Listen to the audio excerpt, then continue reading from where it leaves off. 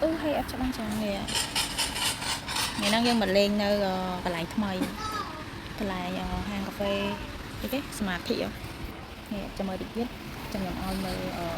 cái hiện trong bên này trắng trong cái dịch cả như nè nó có dơ mà cô chụp cho hỏi làm con tà mà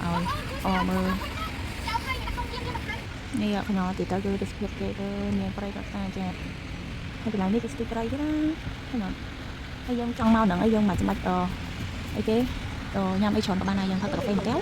nhâmทำกาแฟมาแก้วtới bây giờ coi lên coi ơi trong cái sẵn sàng on trẻ cái xã này hello em ơi nhâm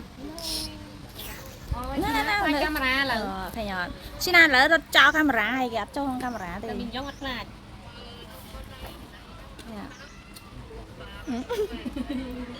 vâng nè đây sợ cục bạn thơ đôi nó non quy tẩu nó tiền nữa đau tiết đâu đau tiết mình cho một má phải vào giờ nhá là một má này ô mình cho nhóm tôi khai đây à vậy tức là nó cứ tha sợi camera mà ngày cứ sợi trời trùng té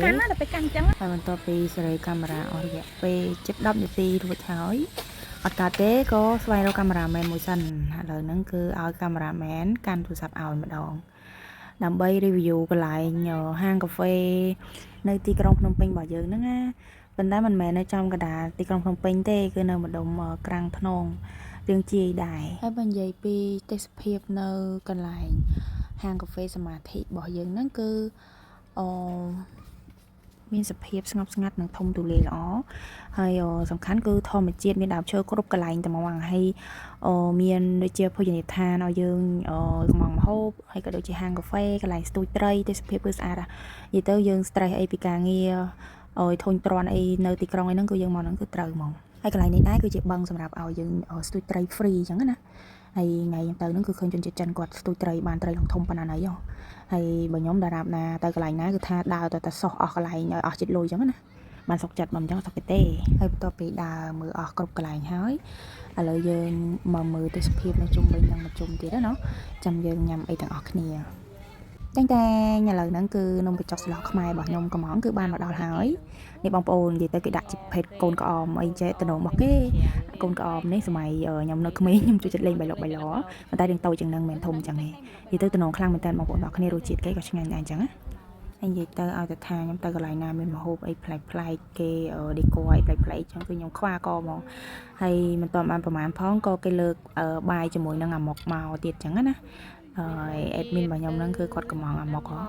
ឃើញអត់បងប្អូនតំណងអត់នេះនិយាយទៅlạiតែឆ្លុំវិញក្នុងម្ហូបខ្មែរផ្លេចមើលកូនកូរ៉េរបស់យើងថ្ងៃហ្នឹងគេកំងsandwich ហើយនឹង hamburger អញ្ចឹងណានិយាយទៅណាមកណាគឺថាមិនដែលផ្លេចទេអារឿងម្ហូបបរទេសហ្នឹងគឺថាចូលចិត្តណាស់តែបើម្ហូបខ្មែរវិញគឺអត់ចេះញ៉ាំទេហើយចាំមើលមុខគេបងប្អូនទាំងគ្នានិយាយទៅអត់ឃើញយើងកាន់កាមេរ៉ាថតអត់បានទេមើលមុខគេហើយឥឡូវហ្នឹងវីដេអូរបស់យើងគឺបានមកដល់ទីបញ្ចប់ហើយអរគុណដែលបានទស្សនាតាមពីដើមរហូតដល់ចប់ជួបគ្នានៅវីដេអូក្រោយទៀតបាយបាយ